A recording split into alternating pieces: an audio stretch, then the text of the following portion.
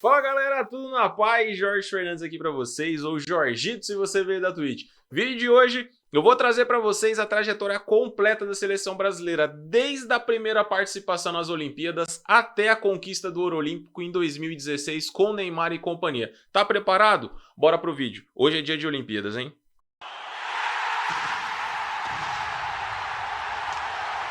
Rapaziada, eu já vou começar logo com uma curiosidade que eu tenho certeza que talvez você não saiba. A seleção brasileira demorou 64 anos para conseguir conquistar a primeira medalha de ouro em Jogos Olímpicos com a seleção masculina. É simplesmente surreal imaginar que a maior campeã das Copas do Mundo com 5 títulos demorou tudo isso, como se não bastasse também o tempo que ela demorou para entrar de uma vez nos Jogos Olímpicos. O futebol, que ainda era amador em 1908, teve a sua primeira participação nas Olimpíadas, só que a seleção brasileira de fato acabou entrando para os jogos só em 1952, um bom tempo depois do início e de tudo que já tinha rolado. Outra regra que também foi uma surpresa muito grande para mim é que essa questão de ter começado um futebol amador em 1908 perdurou até 1980. Sim, então todas as competições que aconteceram por todo esse período, inclusive desde que a seleção brasileira entrou nos jogos de 1952, ela teve que disputar esses jogos com jogadores considerados amadores, ou seja, a gente nunca teve uma seleção completa participando dos jogos de uma vez, como acontece nos dias de hoje, que a gente seleciona geralmente os melhores, desde os mais novos até os veteranos. Mas pera lá, tá curtindo o conteúdo aqui? Já se inscreveu no canal? Ainda não? Tá dando esse mole? Então ó, aproveita, quero te convidar para se inscrever no canal, meu parceiro, minha parceira, já se inscreve, já deixa o like, deixa teu comentário também para eu saber o que você tá achando desse tipo de conteúdo e poder cada vez melhorar mais para vocês. Quer saber dos vídeos com antecedência antes de todo mundo? Então aqui ó, todas as redes sociais que você vai seguir para acompanhar e tá por dentro de tudo com a gente. Fechou? Então ó, bora seguir o vídeo. Falando de retrospecto, agora se liga aí na tabela, que tem uma tabela boa para você acompanhar. Falando de retrospecto, no primeiro ano que participou, a seleção acabou parando nas quartas de final, não indo tão longe assim. No ano de 1956, ela acabou nem disputando o campeonato.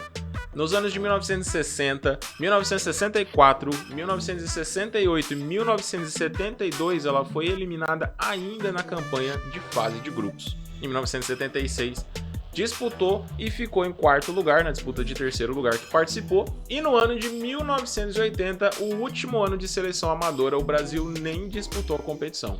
Como vocês podem ver, rapaziada, a seleção brasileira, ela definitivamente, apesar de toda a história construída no futebol até o ano de 1980, que o Brasil já era tricampeão do mundo, ele não tinha nenhuma expressão nas Olimpíadas. Mesmo a regra sendo obrigatória até 1980 apenas de futebol amador, foi só em 1984 que o futebol passou a ser realmente profissional na disputa da competição. Só que tinha uma condição que limitava muito, principalmente para os jogadores da seleção brasileira. A regra era, poderiam jogadores profissionais participarem da competição desde que eles nunca tivessem disputado uma Copa do Mundo. Algo que mudou no ano de 1992, que passou a não existir mais essa regra e já passou a ser permitido convocações independente da competição que eles tivessem disputado.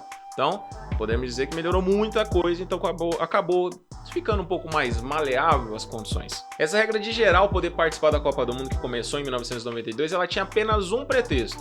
Os jogadores que disputaram a Copa do Mundo poderiam jogar desde que tivessem 23 anos. A regra é válida até hoje, como vocês podem ver. Porém, 4 anos depois, no ano de 1996, a regra que existe até hoje nos jogos é que passou a poder incluir a convocação de 3 veteranos para compor o elenco e participar, algo que já é natural e todo mundo já está acostumado pra caramba acontecendo. E falando de conquistas, a gente teve o nosso primeiro pódio com a seleção foi no ano de 1984, por coincidência justamente o ano que passou a ser possível convocar qualquer tipo de jogador profissional, inclusive de seleção. Acabamos ficando com a segunda posição, perdendo para a França, e em terceiro lugar ficou a Iugoslávia, que hoje já não existe mais por conta da disseminação de território, que você já ouviu falar em um outro vídeo que eu expliquei um pouquinho melhor do que aconteceu. Quando a gente para analisar a campanha na fase de grupos, o Brasil ganhou as 3 partidas. Ganhou da Arábia Saudita por 3-1, da Alemanha por 1-0 e do Marrocos por 2-0. Nas fases eliminatórias, o Brasil acabou ganhando do Canadá depois de um empate 1-1 no tempo normal por 4-2 nas penalidades. Acabou vencendo a Itália na semifinal por 2-1 e perdendo para a França por 2-0 na final. E vale um ponto muito interessante nessa questão.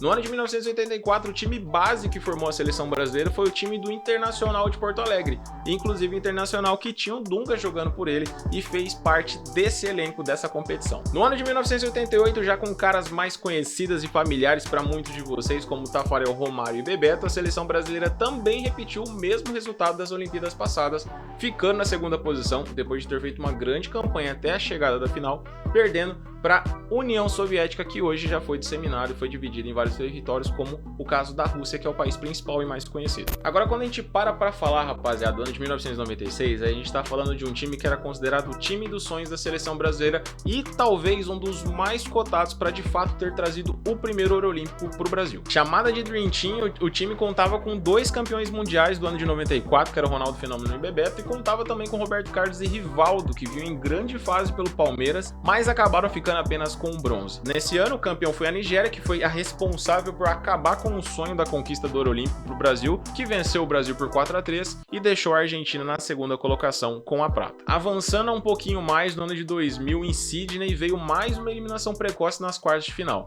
A garotada comandada por Vanderlei Luxemburgo foi eliminada nas quartas de final pela que foi campeã daquele ano, que foi Camarões, que venceu a nossa equipe por 2-1, time que tinha Ronaldinho Gaúcho, o Gomes, o goleiro fez um grande sucesso em Portugal e outros craques também, mas que não foi suficiente para poder fazer a equipe avançar e trazer o tão sonhado ouro, que naquela altura do campeonato a gente já era tetracampeão do mundo e ainda não tinha nenhum ouro olímpico. Depois de 8 anos sem disputar as Olimpíadas, no ano de 2008 em Pequim, comandado pelo Dunga, nossa seleção acabou ficando com o bronze. Então mais uma medalha, mais um pódio, porém com o bronze, vencendo a Bélgica por 3-0 e já com alguns destaques na equipe. Vale lembrar que essa seleção era comandada por Ronaldinho Gaúcho, que era um craque, estava ainda no auge ali, estava nos anos ainda brilhantes do futebol e tinha do seu lado grandes jogadores, como o lateral esquerdo Marcelo, tinha o Diego do Flamengo, Rafinha, que hoje está no Grêmio, e o Alexandre Pato, ainda muito menino, vestindo a 9 da seleção e era responsável pelo ataque do time. Agora já se aproximando do nosso título no ano de 2012, e ainda não é um ano feliz para nós, para quem lembra muito bem, a gente foi eliminado pelo México e inclusive de uma forma muito dolorosa. Então vamos lembrar aí. Nesse ano a seleção, sem dúvida nenhuma, por tudo que ela apresentou no decorrer todo da competição, que chama muita atenção, inclusive essa curiosidade, que até a final a seleção brasileira marcou 3 gols em todos os jogos. Então assim, ela definitivamente era vista como a maior favorita e com grandes chances de vencer o México, porém enfrentava um adversário que já tinha muita bagagem dentro da competição e com certeza poderia se tornar uma dor de cabeça, como se tornou. Uma seleção que já tinha um elenco muito foda pra época, com Neymar voando, com Marcelo já mais experiente, com Thiago Silva, enfim, não foi suficiente. Inclusive o técnico Mano Menezes naquele ano acabou sendo demitido alguns meses depois de perder o ouro na final de Londres. E finalmente, chegando no ano de 2016, chegou o ano da glória, chegou o nosso momento, então ó, se liga aí, bora, vamos ver o que aconteceu aí. A verdade é o seguinte, rapaziada, pra quem acompanhou a fase de grupos, os empates da seleção brasileira nos 2 primeiros jogos com 2 seleções consideravelmente mais fracas, que é o caso do Iraque e da África do Sul, fizeram o Brasil ser muito vaiado nas arquibancadas e até ganhar gritos de Marta para entrar em campo. Sim, até isso rolou, fazendo uma alusão com o Neymar apagado nos jogos. Algo que acabou começando a pegar um corpo no terceiro jogo, que foi contra a Dinamarca, que foi quando o Brasil acabou goleando por 3-0 e de repente acendeu uma luzinha que alguma coisa podia vir aí. Nas quartas de final, o Brasil foi absoluto, fez o dever de casa, venceu a Colômbia por 2-0 e na semifinal encantou vencendo um time relativamente bem mais fraco, que era Honduras, por 6-0.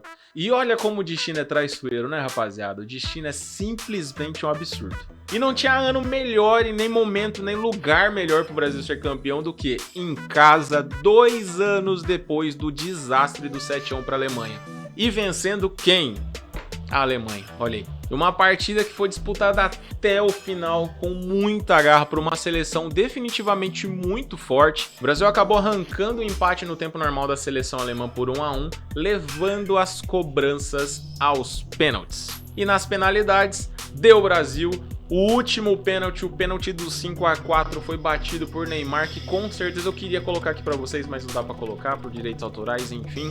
Mas eu tenho certeza que todas as vezes que você que é fã do futebol lembra da narração do Galvão Bueno, aquela narração emocionada, e lembra da comemoração do Neymar, não tem como não se emocionar e não tem como não sentir aquela saudade e a vontade de poder ter aquele grito, aquele porra, aquele negócio foda de novo nesse ano. Será que vem? Não sei, vamos descobrir aí, né? E rapaziada, como já é de praxe, eu quero te agradecer por mais uma vez você tá aqui me acompanhando, chegar ao final. Gostou desse tipo de vídeo, um pouquinho mais, com mais história, um pouquinho mais contado? Achou maneiro? Quer ver mais desse? Então aqui, ó, deixa aqui no comentário, às vezes tiver alguma história maneira. Quero saber, quero trazer pra vocês, por que não? Vamos trazer aqui pro canal mais coisas, mais novidade pra vocês. E se você tá comigo até aqui e não se inscreveu ainda, já se inscreve no canal, já ativa a notificação, já fica por dentro de tudo, porque toda semana tem vídeo novo, 6 horas, toda quinta-feira. Eu espero por você aqui com os vídeos novos. E pra você saber com antecedência, ó, siga nossas redes sociais para ficar por dentro de tudo e não perder nada e saber com antecedência o que vai rolar aqui, hein? Então, ó, não dá mole, vem com nós. E quer trocar uma ideia comigo ao vivo, quer lá dar uma resenha, participar do futebol, ver uns reacts, jogar uns games junto comigo? Então, ó, segunda e quarta, lá na twitch.tv/JorgitoTV eu te espero às 9 horas pra gente trocar uma ideia maneira e, ó, resenhar bastante. Fechou? Então, rapaziada, muito obrigado mais uma vez. Fiquem todos muito bem. Um grande beijo, um abraço. Tamo junto. Até o próximo vídeo. Te espero, hein? Bora, vamos. É nóis. O vídeo de hoje foi maneiro, curti.